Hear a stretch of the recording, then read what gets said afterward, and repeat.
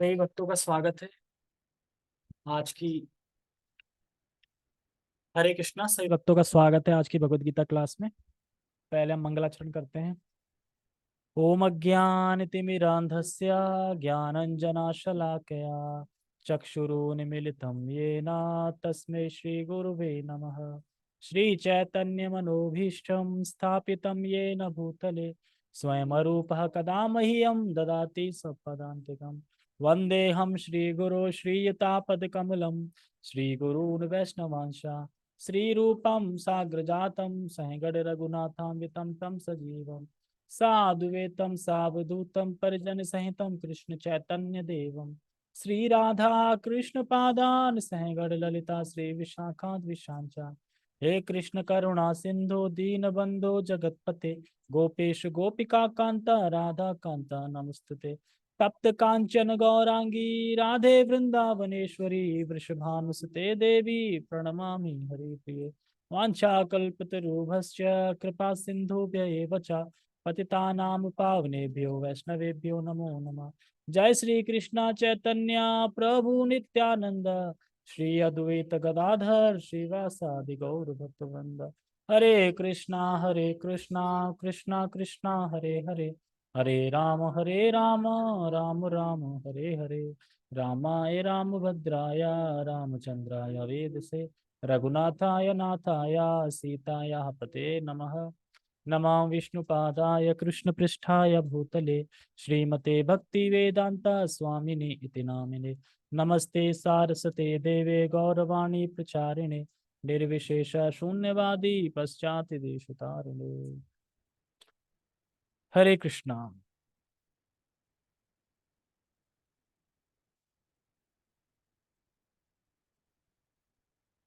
ठीक है, तो सभी का बहुत बहुत स्वागत है आज की भगवत गीता क्लास में।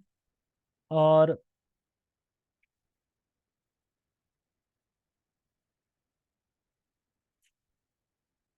हमने पढ़ा था कि जो नियंता है वो भगवान है और जो जीव है वो नियंत्रक है, मतलब कि नियंत्रण में है। और हमने पढ़ा था कि प्रकृति के बारे में पढ़ा था कि अच्छा, प्रकृति के बारे में तब आगे पढ़ेंगे, श्लोक भी आ रहा है। पीछे हमने यही चर्चा करी थी कि किस तरीके से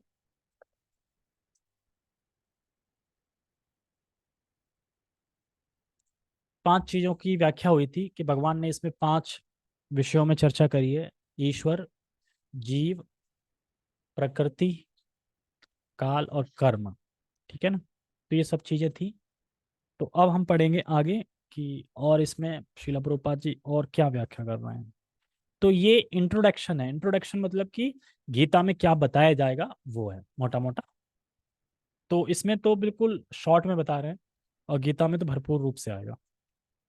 तो हम पढ़ते हैं, स्टार्ट करते हैं। कहाँ से थे? हाँ से हमने यहाँ तक पढ़ा था, स्वतंत्र नहीं है। ठीक है, आगे बढ़ते हैं।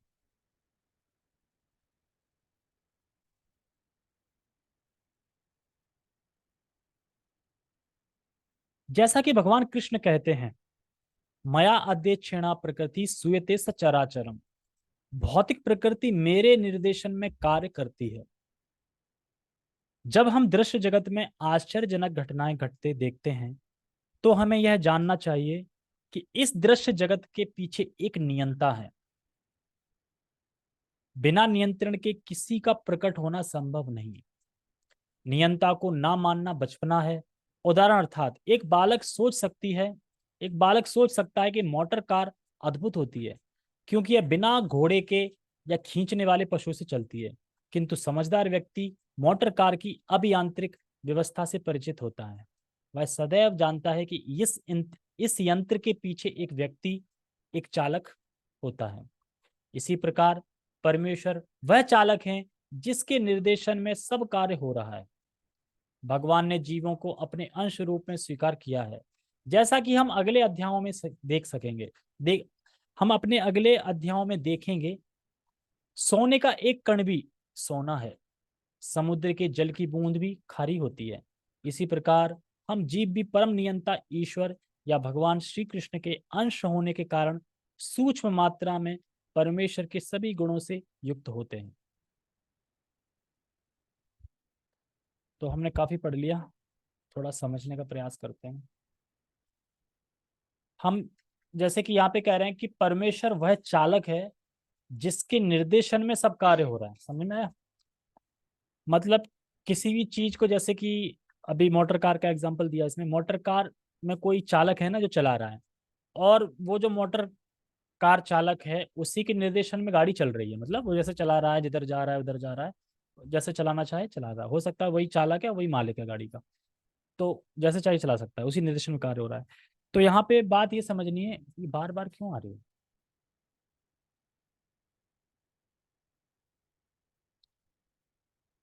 कहाँ पे थे? हाँ,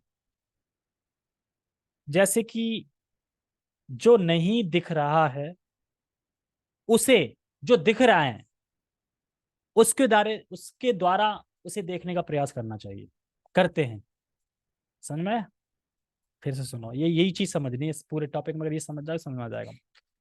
जो नहीं दिख रहा है उसे, जो दिख रहा है, जो नहीं दिख रहा है उसे, जो दिख रहा है उसके द्वारा देखने का प्रयास करना।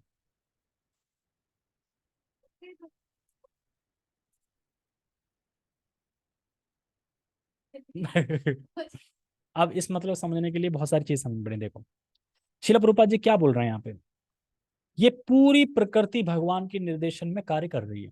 ठीक है, समझ में आया? परंतु आजकल के सिद्धांत में बिल्कुल विपरीत है। वो क्या कहते हैं साइंटिस्ट, क्या साइंटिस्ट बिल्कुल विपरीत सिद्धांत देता है कि प्रकृति अपने आप चल रही, ऑटोमेटिक है। वो तो ये कहते हैं ना, ये थोड़ी कहते प्रकृति पीछे को चलाने वाला है, ये तो अपने आप चल रही है, प्रकृति अपने आप चल रही है, सब कुछ अपने आप हो रहा है। बम फूटा, ये फूटा, वो फूटा, जगत आ गया, है ना? ये सब सिद्धांत विपरीत दे रहे हैं। जैसे कि एक विस्फोट हुआ और सृष्टि हो गई, यानी प्रकृति अपने आप कर रही है। एक तो ये, और एक ये कि प्रकृति कैसे बनी, प्रकृति कैसे आई? तो एक विस्फोट हुआ, प्रकृति बन गई। यानी प्रकृति बन गई मतलब कि जो भी हमें कंस्ट्रक्शन का काम करना है तो पहले बम फोड़ो, और बम फोड़ के कंस्ट्रक्शन हो जाएगा। ठीक है, तो जहां जहां घर बन रहे हैं उन्हें बोलो कि देखो, हमारे वैज्ञानिक बोलते हैं कि आप बम फोड़ो यहाँ पे और आपका घर बन जाएगा। और नहीं है तो फिर जिसने बोला उसको पकड़ो, जाएगा केस करो इस पर। ठीक है, तो भगवान बात नहीं मानेंगे। अब आप उनसे पूछो कि जब इस जगत में विस्फोट होता है तो क्या आपने, अपने आप होता है इस जगत में? अगर कोई विस्फोट होता है कहीं पे, मान लो न्यूज में देखा आपने, कहीं देखा, तो अपने आप होता है क्या? आप क्या सोचते हो कैसे हुआ विस्फोट? यानी कोई उग्रवादी है पीछे, कोई उग्रवादी करने वाला है, अपने आप मान लेते हो ना इसको। आपने उग्रवादी को देखा है? तो कैसे मान रहे हो कि उग्रवादी ने विस्फोट किया है? क्योंकि विस्फोट हुआ है। यानी हमने खाली विस्फोट को देखा, और विस्फोट को देख के ये अनुमान लगा लिया कि इसके पीछे कौन है, उग्रवादी है। तो समझ में आ रहा है? जो नहीं दिख रहा है, कौन नहीं दिख रहा है? उग्रवादी नहीं दिख रहा है।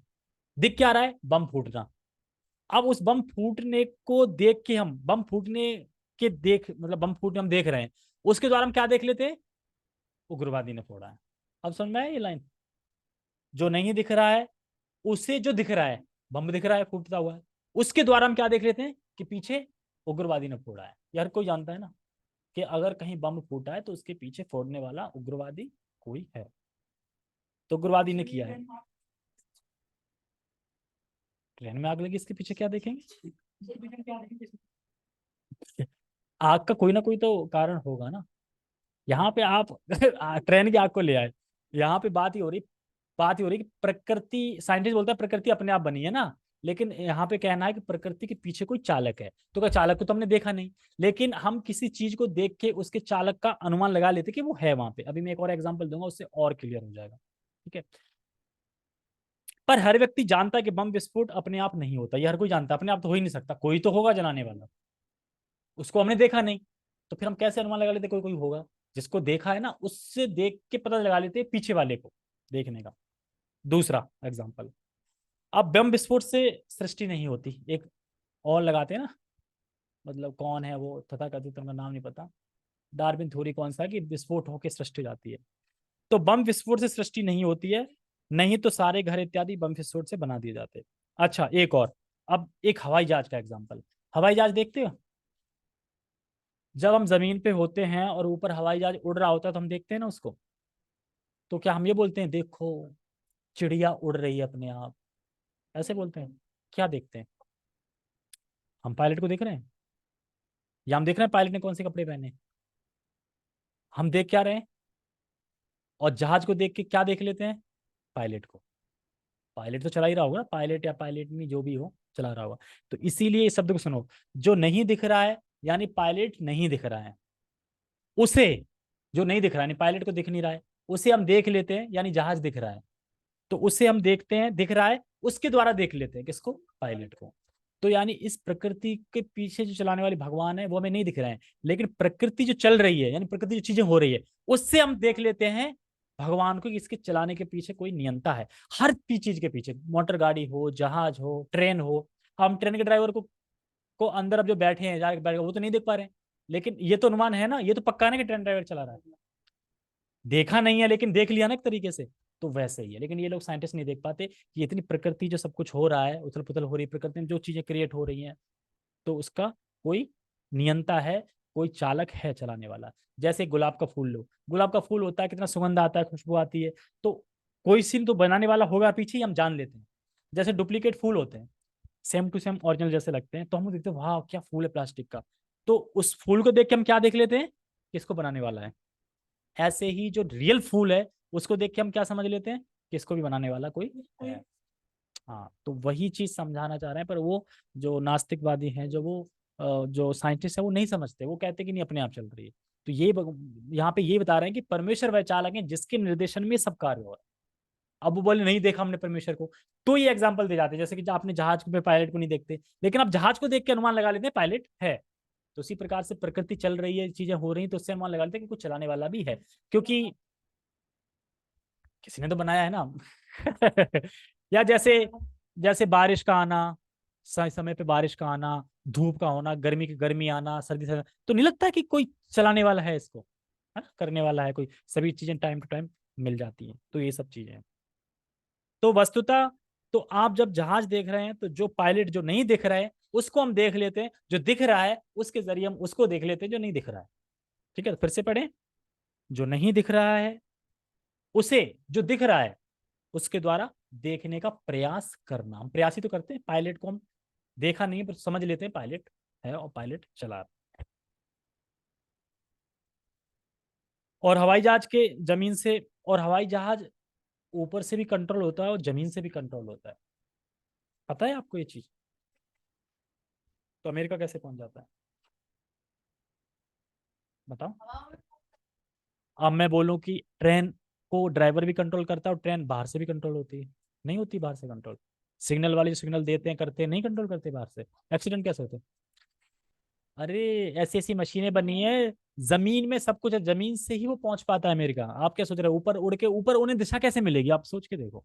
ऊपर पता चल रहा है कि कहाँ अमेरिका, किधर अमेरिका, कहाँ वहाँ कनेक्शन रहता है। हाँ, तो जमीन से कंट्रोल होता है, मतलब जमीन से भी कंट्रोल है, ऊपर से भी कंट्रोल है, तब जहाज पहुंच पाता है अमेरिका। पूरे उनके सिग्नल बने हैं, तो कंट्रोल किया जा रहा है। नहीं तो बैठे बैठे अमेरिका कैसे पहुंचेगा, इंसान बैठे बैठे पहुंच जाता है ना, तो सब चलता है।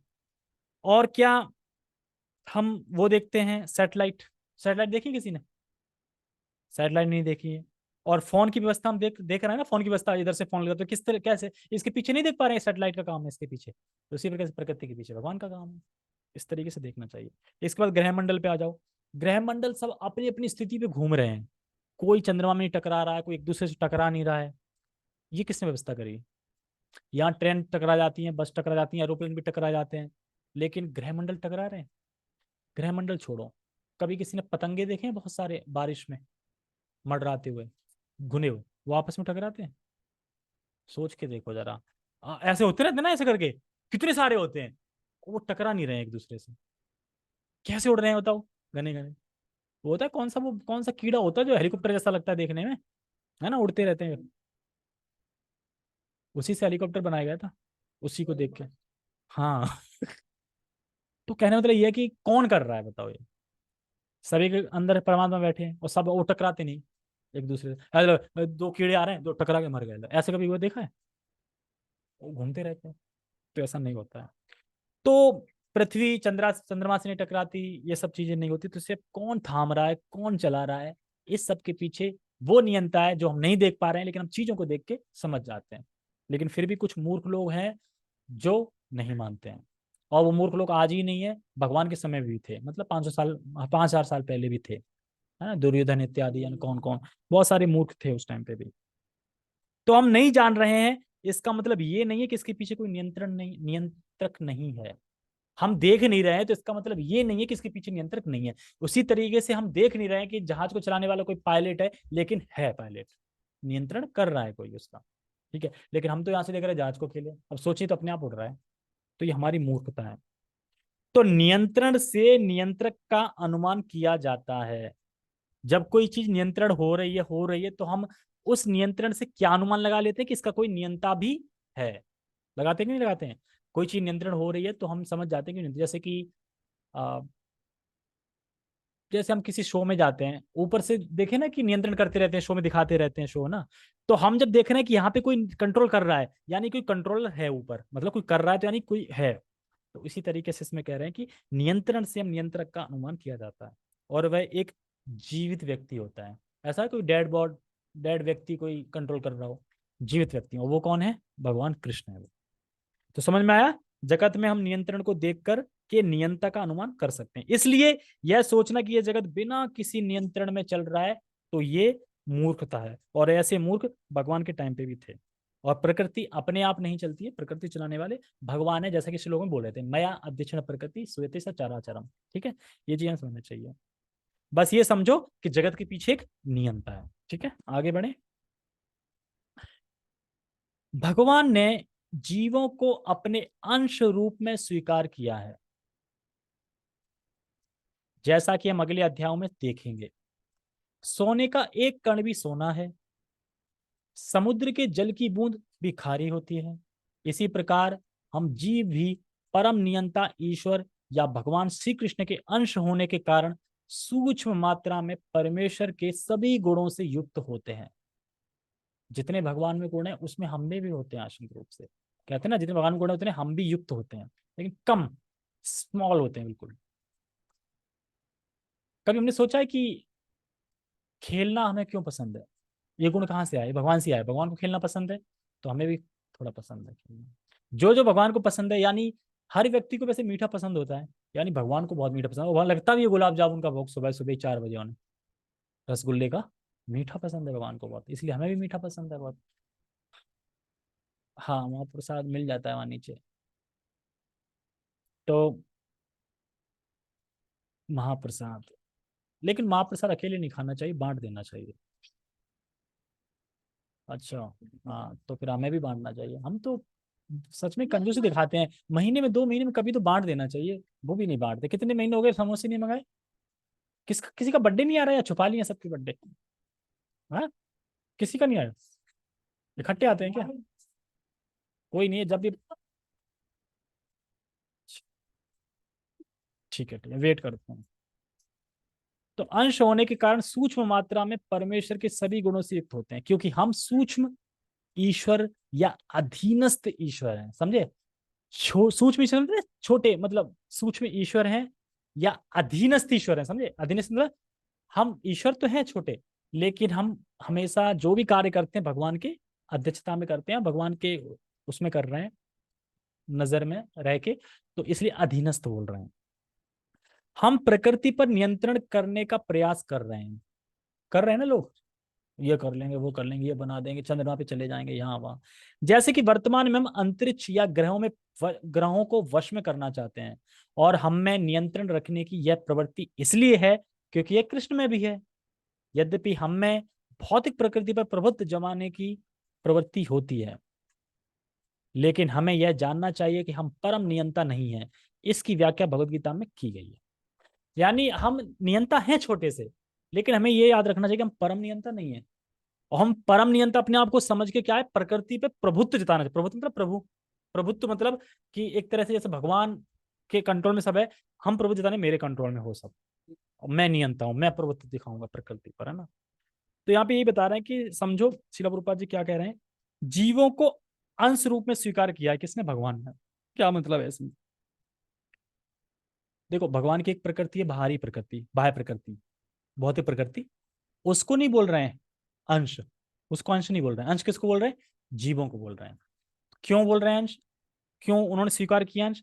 क्योंकि भगवान कौन है? सत चित आनंद। और ये भौतिक प्रकृति क्या है? असत अचित निरानंद।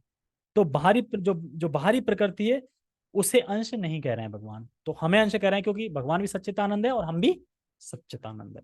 तो जीव को अंश कह रहे हैं क्योंकि प्रकृति को नहीं कह रहे हैं। देखो, जीव भगवान का अंश है। यानी एक सोने की खान का एग्जाम्पल दिया इसमें, देंगे आगे।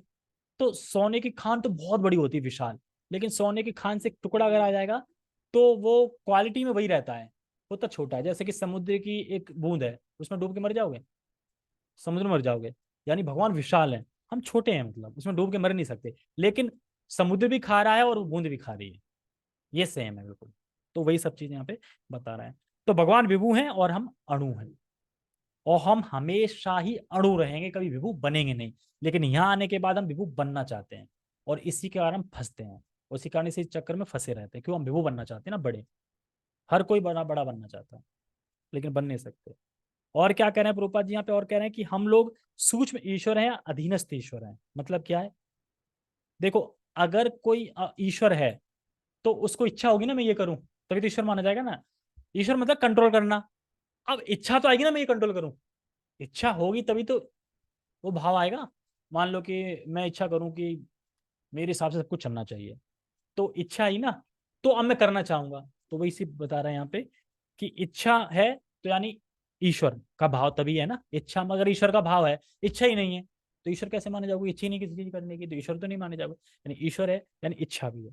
तो हम लोगों में इच्छा है, ये कर लें वो कर लें, तो ईश्वर है। लेकिन हम अधीनस्थ ईश्वर है, मतलब भगवान के कंट्रोल में रह के, भगवान के अध्यक्षता में रह के ही हम कार्य कर सकते हैं। हम सोच रहे हैं कि हमारा इंडिपेंडेंस काम है, स्वतंत्र होकर हम कर लेंगे, तो हम ऐसा नहीं कर सकते। हम जो कुछ भी कार्य कर रहे हैं, मान लो कि हम छोटा मोटा यहाँ पे कंट्रोल कर भी रहे हैं किसी चीज को, वो भी भगवान की शक्ति से कर रहे हैं, भगवान के द्वारा ही कर रहे हैं। तो इसलिए परम नियंता भगवान ही है, और हम स्वतंत्र नहीं है, सब भगवान कराते हैं। हम अधीनस्थ हैं और हमेशा भगवान के अधीनस्थ ही रहेंगे। ऐसा कभी नहीं होगा कि हम भगवान के ऊपर हो जाएंगे। तो हम यहीं तक पढ़ते हैं, इसके बाद कल पढ़ेंगे। बाकी मैं प्रभु जी की क्लास जो सुन रहा था, तो उस प्रभु जी ने यही टॉपिक लिया था कि भक्त में दोष हो तो उसे कैसे देखना चाहिए, भक्तों के दोष को हम कैसे देखें। तो माता मतलब कि अगर कोई भक्त होगा, उसका हृदय शुद्ध होगा, तो वो गलती करके या दोष देख के तुरंत उसे ग्लानि फील होगी। ग्लानि मतलब कि वो पश्चाताप करेगा, मैंने गलत किया हो, मैंने क्या कर दिया। लेकिन जिसका हृदय शुद्ध नहीं होगा, अच्छा भाव नहीं होगा, वो गलती करके क्या कर रहा है, हो जाने दो ना, क्या दिक्कत है, हो गया हो गया, छोड़ो यार, ऐसे। तो यानी शुद्ध भक्त के लक्षण यही है कि वो पश्चाताप करता है, और पश्चाताप करता है तो यही भगवान देखते हैं, भगवान उसी से प्रसन्न होते हैं। तो ये चीज हमें देखनी चाहिए। और एक क्वेश्चन किया था उस क्लास में किसी ने, कि जो विनम्रता है वो हम दिखाते हैं, तो विनम्रता के ऊपर पूछा था किसी ने, बाहर के लोगों को है, हाँ? नहीं नहीं, हिज ग्रेस अमोघ प्रभु जी क्लास में। तो उसमें ये कह रहे थे कि देखो, अब मान लो कि एक प्रभु जी थे, वो क्लास देने आए थे डीवाईएस, और बोलते हैं देखो, मेरे अंदर कोई योग्यता नहीं है डीवाईएस क्लास देने की, लेकिन मुझे बोला गया है तो मैं प्रयास करूंगा देने की। तो ये क्या है? विनम्रता। अब सामने कोई नया बोल देगा, उठ के खड़ा हुआ, हेलो प्रभु जी, तो आप में योग्यता नहीं है, तो जिसमें योग्यता है आप उसको लेके आइए, वो देगा ना क्लास। तो वो कहता है कि ये मैं विनम्र भाव में बोल रहा था, योग्यता मेरे पास भी है। तो वही वो क्वेश्चन कर रहे थे कि हमें विनम्रता है वो कहाँ दिखानी चाहिए, मतलब भक्त तो समझ जाते हैं विनम्रता में बोल रहे हैं ना, कि देखो मैं तो तुच्छ हूँ, हीन हूँ। अब कोई नया है, आप तुच्छ हीन हो तो आप क्यों कैसे बोलोगे? जो जो हीन तुच्छ नहीं है उसको बुलाओ ना, वो बोलेगा ना, ऐसा बोल सकता है कोई नया, उसे क्या पता। तो ये कह रहे थे कि विनम्रता कहाँ दिखानी चाहिए, कैसे दिखानी चाहिए, नए लोगों में कैसे विनम्रता दिखानी चाहिए। नए लोगों में आप विनम्रता दिखा रहे हैं, वो तो जानते ही नहीं कुछ, तो वो तो कहेंगे अरे यार ऐसे क्लास को भेज दिया, उसे खुद ही नहीं आता, वो बोल रहा है मुझसे, मुझे खुद ही नहीं आता, है ना, इस तरीके से। तो ऐसे क्वेश्चन कर रहे थे काफी लोगों ने क्वेश्चन। और जब भी क्वेश्चन करते हैं तो कुछ तो ऐसे ऊट पटांग क्वेश्चन करते हैं अजीब टाइप के कि हंसी आ जाती है, प्रभु जी भी हंसने लगते हैं। तो प्रभु जी ने बोला ठीक है, 9:30 बज चुके हैं, अब हम क्लास करते हैं। मैं बोलता हरी बोल हरी बोल। फिर कौन बोला? एक प्रश्न है, माता जी बोली। तो वो क्वेश्चन ऐसा उन्होंने किया, वो क्वेश्चन आंसर क्या देता कि आपकी हिम्मत कैसे हुई 9:30 बजे के बाद क्वेश्चन पूछने की। 9:30 बजे गए थे ना, सब लोगों को भूख लग रही थी, और हालांकि टेम्पल के, उसके बाद सेवा थी उसकी जूस बनाने की 10 से 5। अब मुझे इतना पता नहीं था कि जिनके लिए सेवा होती है उनके लिए प्रसाद बनता है अंदर। पहले बना था ना, पहले गुंडिचा मार्जन किया था ना तब। अब मैं चला गया तो खिचड़ी बिचड़ी खा के आ गया, जैसे तैसे मिल गई। और यहाँ आया टेम्पल पनीर, राजमा, ये वो खा रहे लोग दबा दब। अब पेट भर चुका था मैंने। तो मुझे कह रहा आप कहाँ थे, आप यहाँ नहीं आए खाने, आप भी तो सेवा में थे ना 10 बजे से। हाँ, हम तो खिचड़ी खाने गए थे। खिचड़ी खाने क्यों गए थे, यहाँ बना था। मैंने कोई बात नहीं गुरु जी, अब खा लिया खा लिया खिचड़ी। वैसे खिचड़ी भी अच्छी लग रही थी, जूस बढ़िया मिला था बहुत। पता नहीं कैसे बनाया, आम को उबाल के, जैसे आलू उबालते हैं ना। हाँ आम को नहीं नहीं नहीं, आम पन्ना बोलते हैं ना उसको। हाँ चलो ठीक है, हम इसमें क्या डिस्कस करें। नींबू पानी नहीं था वो, इस अच्छा था। ओके, हरे कृष्णा। श्री भक्तों का बहुत बहुत धन्यवाद। जगत गुरु शिला प्रभुपाद की जय, श्रीमद् भगवद गीता की जय, निताय निताय गौर प्रेमानंदे। हरे कृष्णा।